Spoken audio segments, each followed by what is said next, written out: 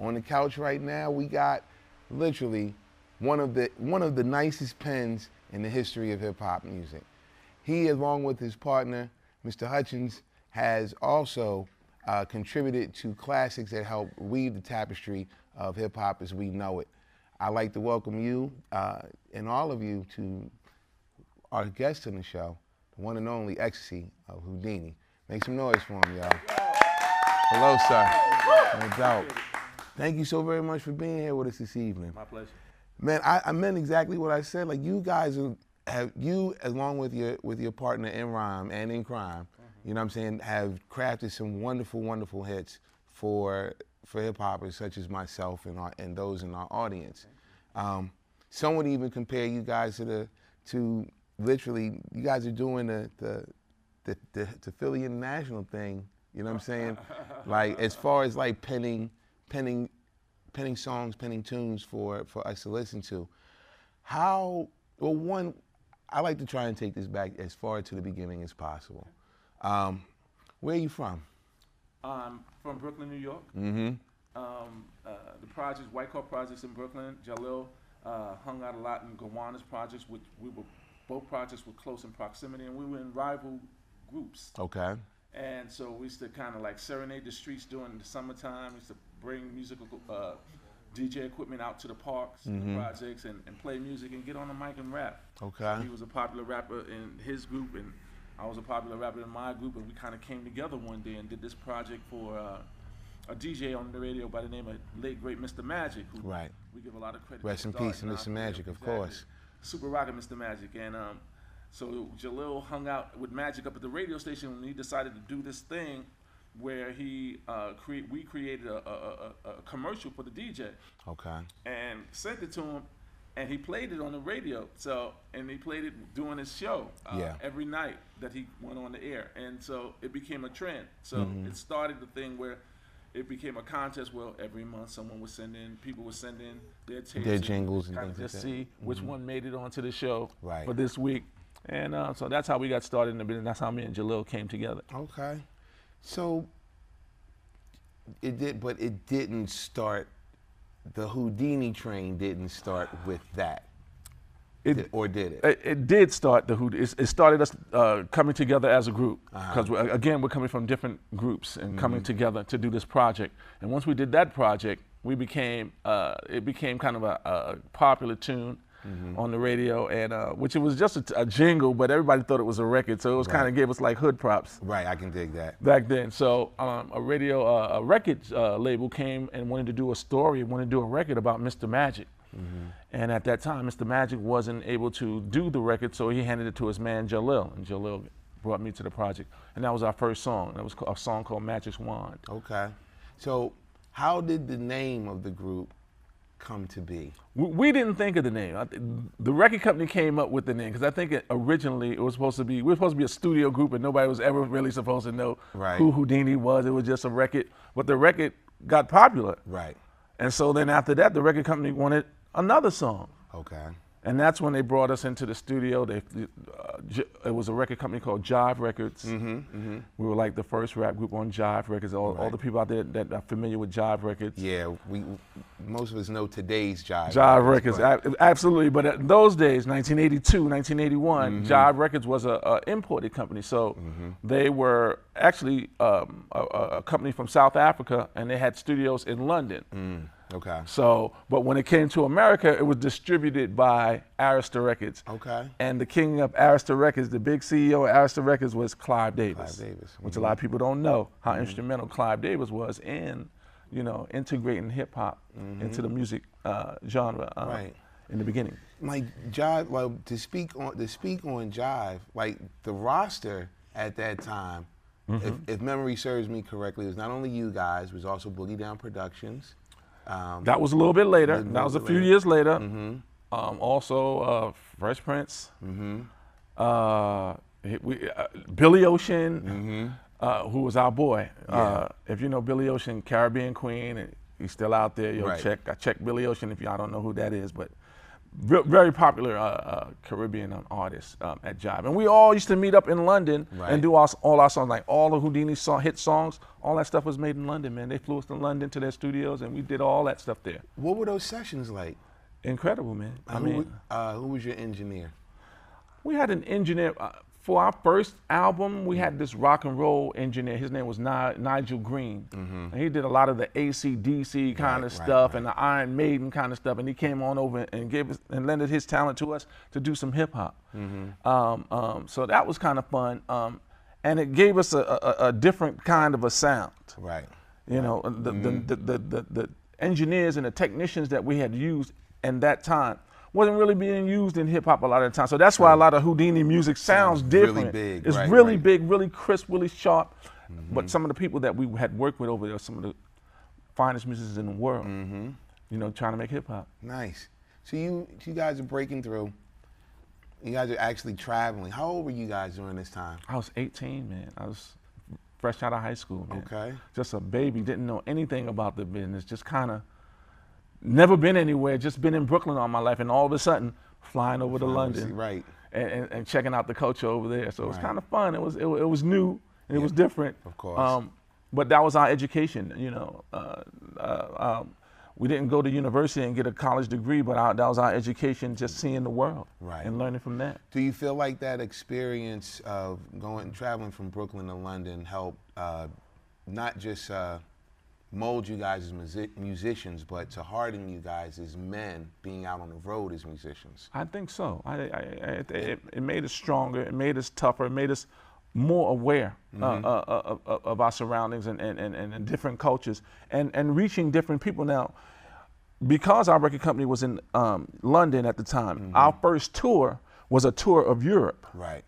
And a lot of the places that we toured didn't speak English at all. Right. And we had maybe one song, but we had to do an hour show in front of people that didn't speak English. So that was the ultimate training ground for us as MCs. As MCs, as entertainers, just, you know, getting experience. So by the time we got through that and we finally had a hit record or some heat here in America where we actually toured, we were so ready, man. We were so polished. We were so much more polished than everybody else. Because if you in Nazi Germany, I'm talking about, they still had the Berlin Wall. Right, during this time, yep. When you go through that thing, they come on the bus and they looking at you and they shining the light in your face and looking at your passport and shining it in your face, and you got the guy in the tower with the machine gun. I mean, that was real. Right. You know what I'm saying? Right. So we had to go through that. So if you can make people there say ho and say ow and make them scream. Right. I mean, hey, by the time we got in front of our crowd here in America, man, we were so elated and we were so polished, and it showed. Right. Okay. Well, I'm gonna get into in my fan bag for a second. Okay. The Zorro hat, dog. Where did it come from? How did that become part of your style? Okay. We were looking for something that when people immediately saw it, they would immediately identify that this is who we are. This is Whodini. As a man that wears hats, I understand. Absolutely. Totally. And so me and my twin brother Dynasty were walking down the street in Brooklyn on Myrtle Avenue, and we saw this hat in the window, and it was just a wool kind of leather, a wool gaucho. And I said, you know, that hat is nice, but it would be better if it was in leather. So we brought the hat, and I took it to a hat maker and told him and instructed him to make it for me in leather. Right.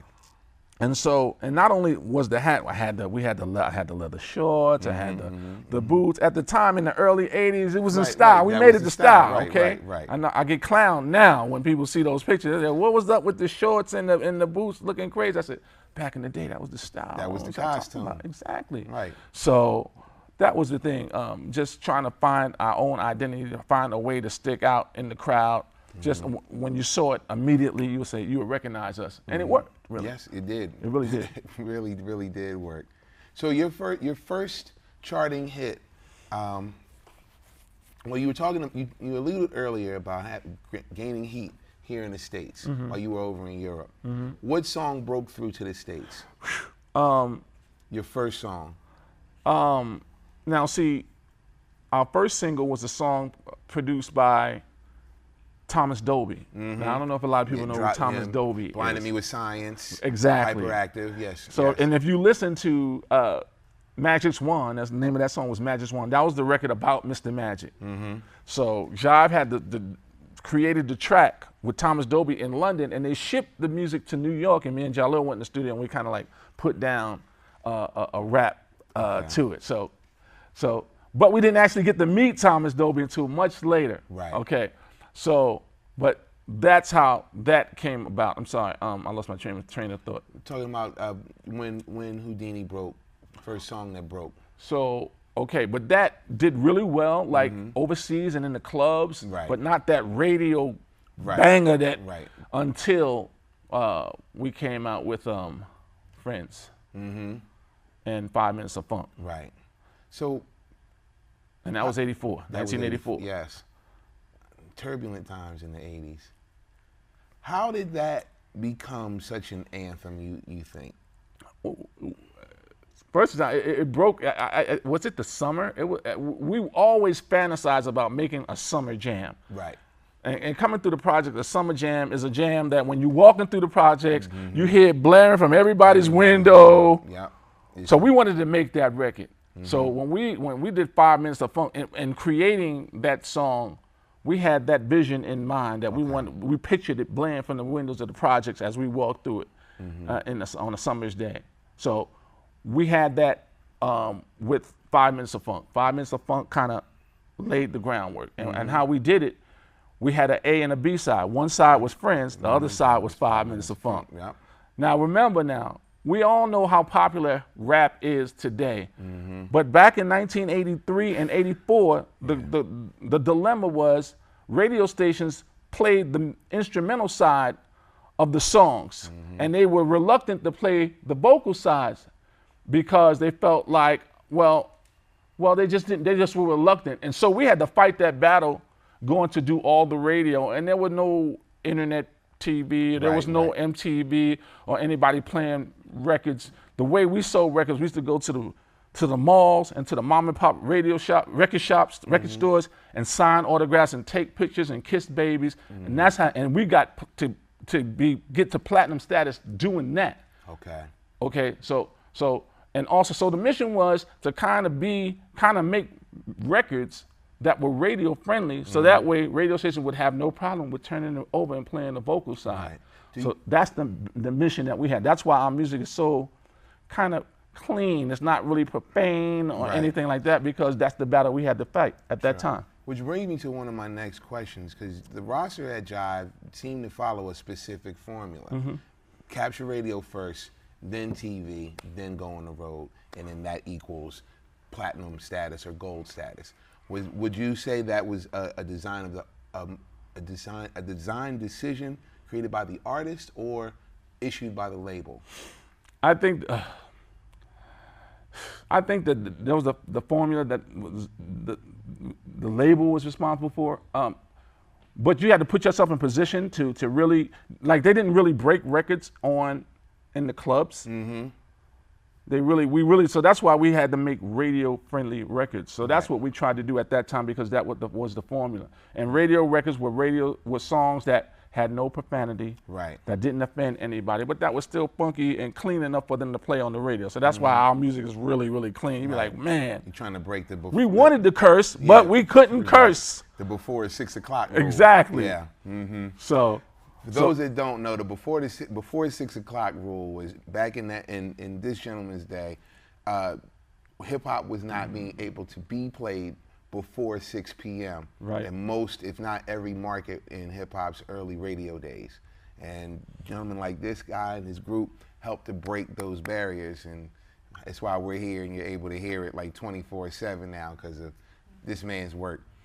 During that time, you were talking about going and doing tours and shows in Germany, and in particular Nazi Germany. So you guys were around when the Berlin Wall fell. How were those first shows afterward? Because when I think of it, I feel like it's akin to Motown breaking artists during the Jim Crow era, and then coming back post-civil rights era. Well, I don't know if we got back after the Berlin Wall was was knocked down, but I can tell you that before they broke the wall down, it was like two separate countries. You know what I'm saying? The people that were on this side of the wall, they stayed on that side of the wall. The people that were on that side of the wall, they stayed on that side of the wall. But they all partied the same. Ah, okay. They all wanted to party. They all wanted to have a good time. Right. And really, you know, there was a lot of respect to the culture and to the genre of hip hop, of rap music in Europe before it was even here in America. Okay. They had hip hop charts.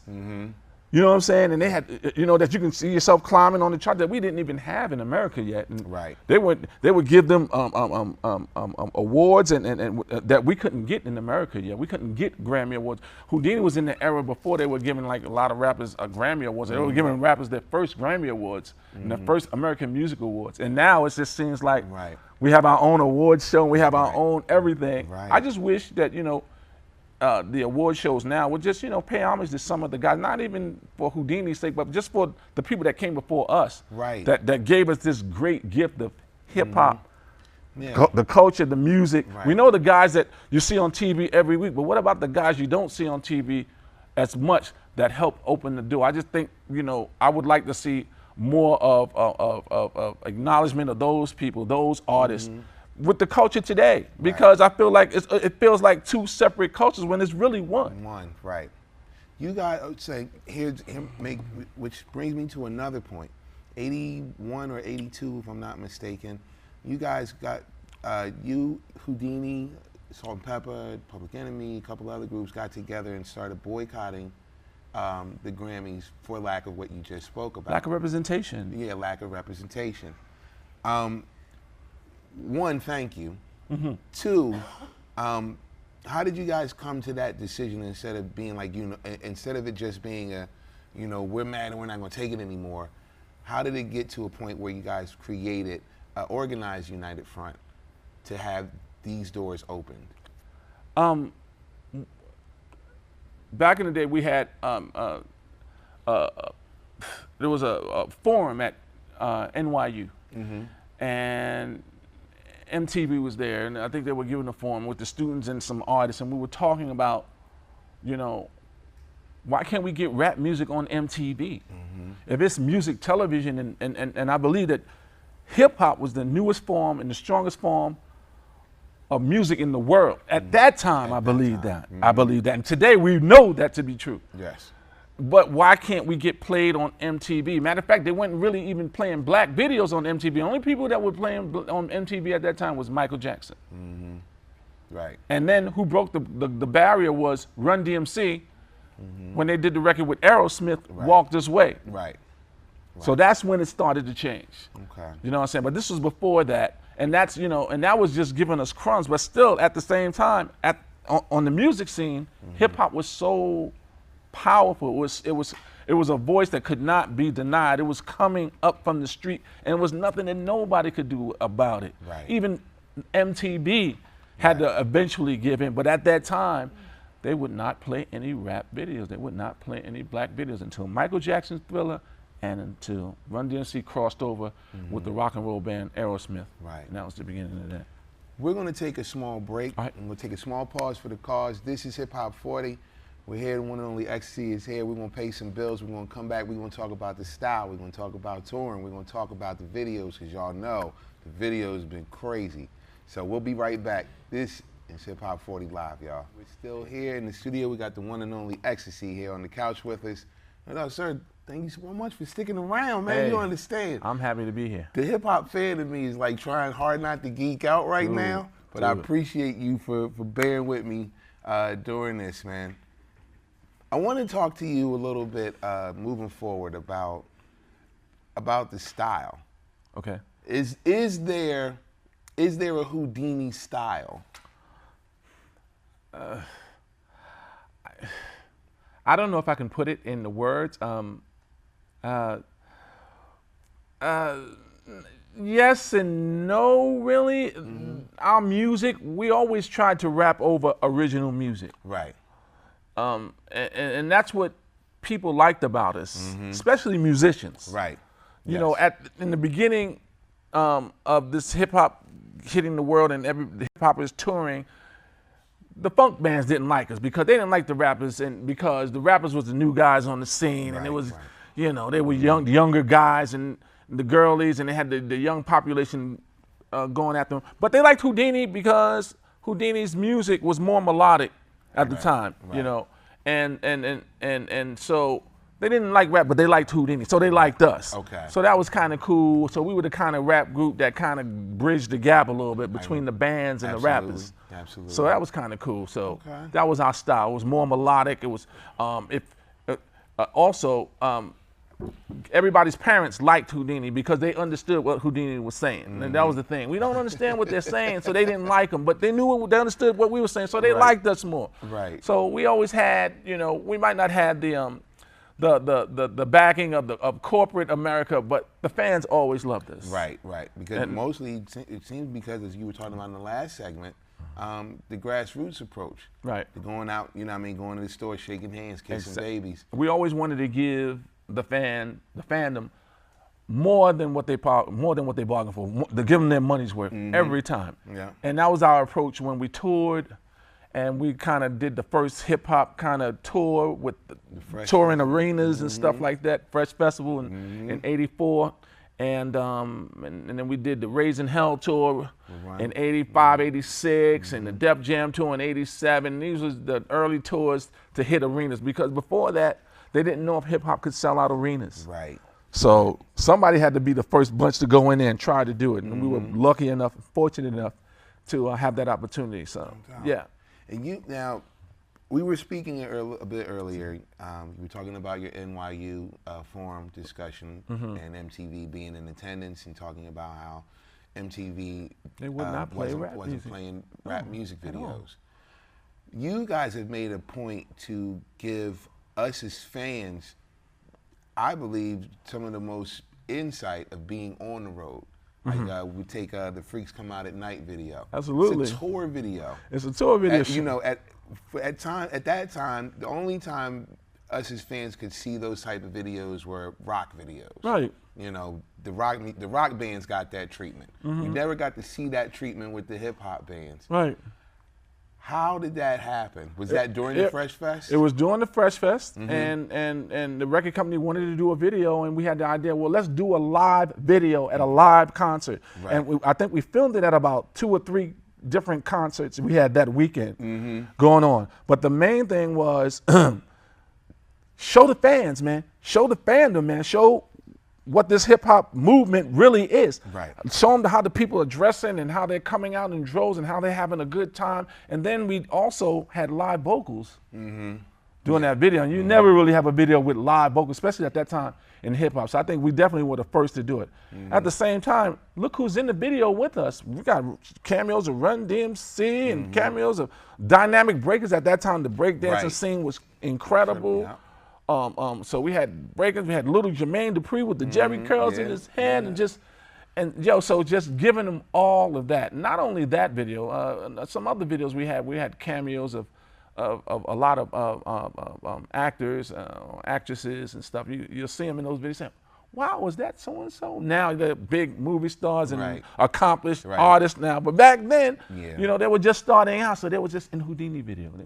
Malcolm Jamal Warner was in the Whodini video. Bobby Brown was in the Whodini video. Right after he broke away from New Edition, he was in the Whodini video. And the Beastie Boys was in the Whodini video. So just giving everybody little treats, because like that, I think that was the first time that something like that was being done. Now you take it for granted, cameo everybody in everybody video, but back in 1984, you know, it wasn't done until we did it. So it was fun. So we just try to always give everybody a little extra, man. Just a little extra. I can dig it.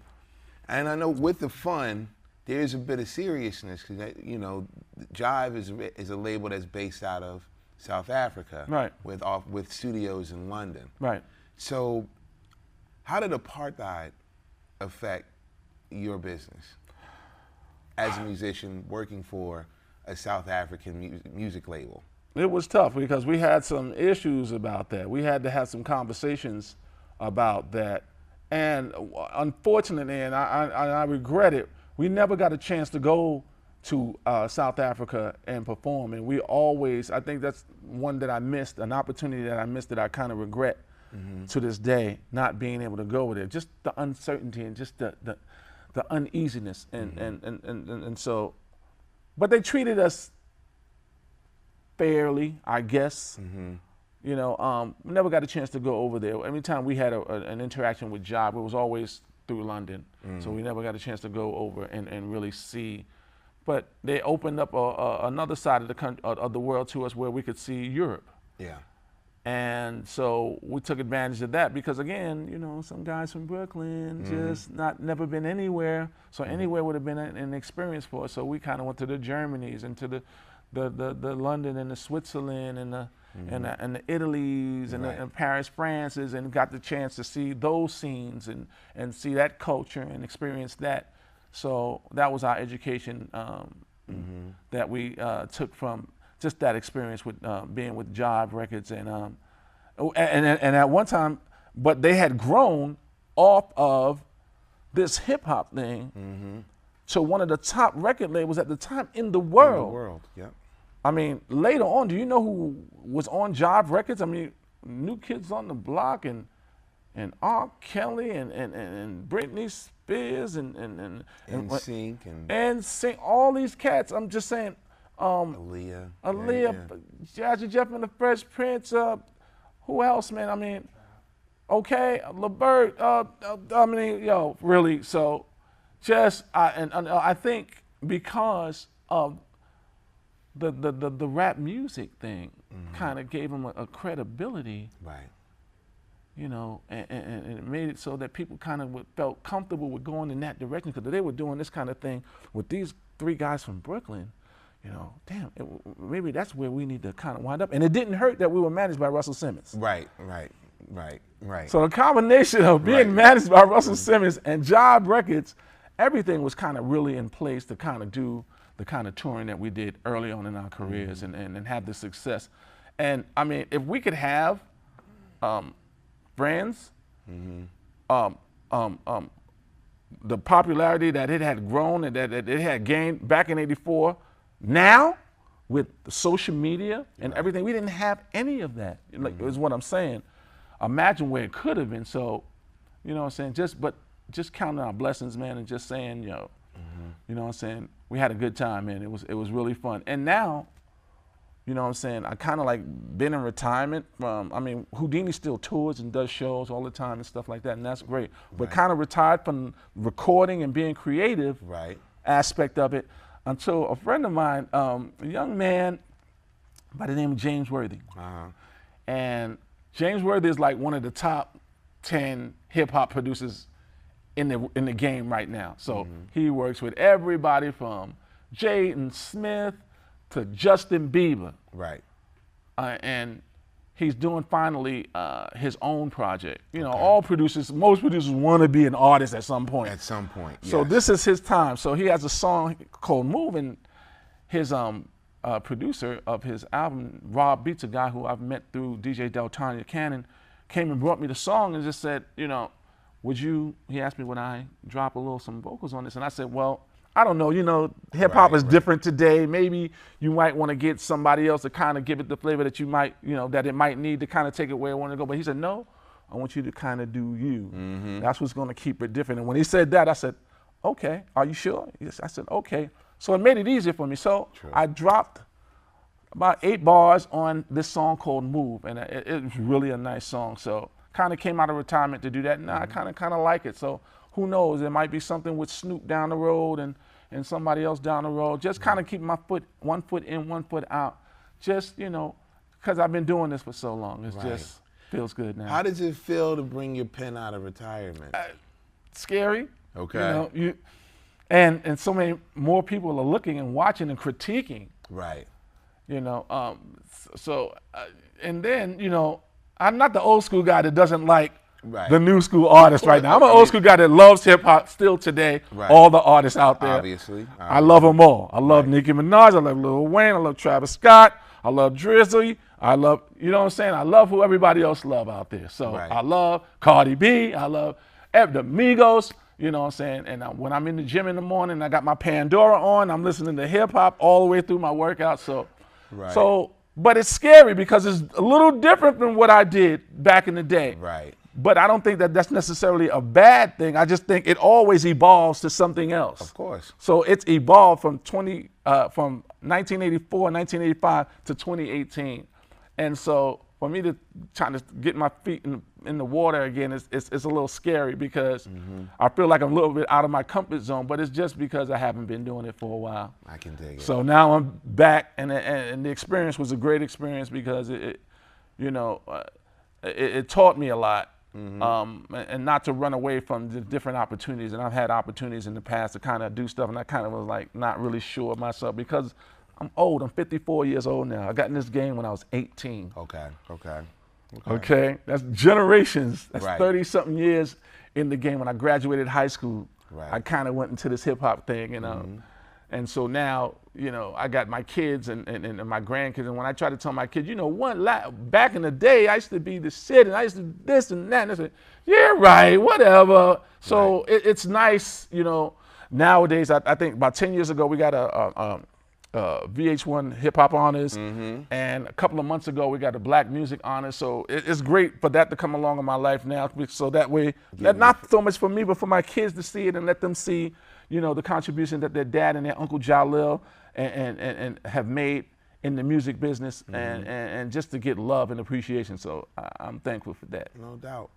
Well, with all of these years of amassed wisdom, what would you pass on to young hip hoppers coming in?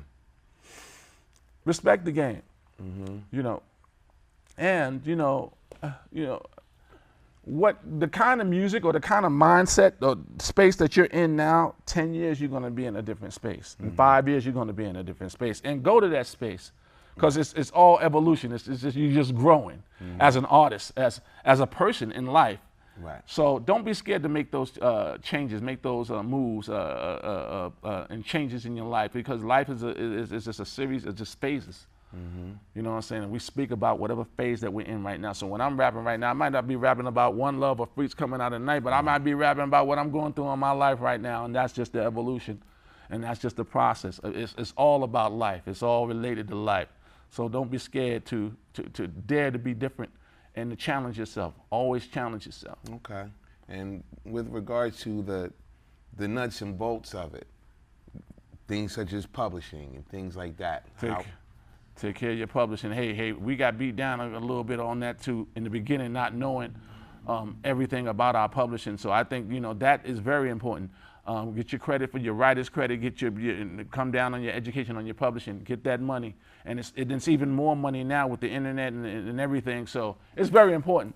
So you definitely got to stay on top of that. So thank you so very much for the words of wisdom, and thank you so very much. Thank you for having me. Appreciate it. Ecstasy, ladies and gentlemen, make some noise for him, y'all. I did it, Brooklyn. I did it. This is Hip Hop 40. We're going to be back with our final thought, and we'll see you guys in a little bit. Peace.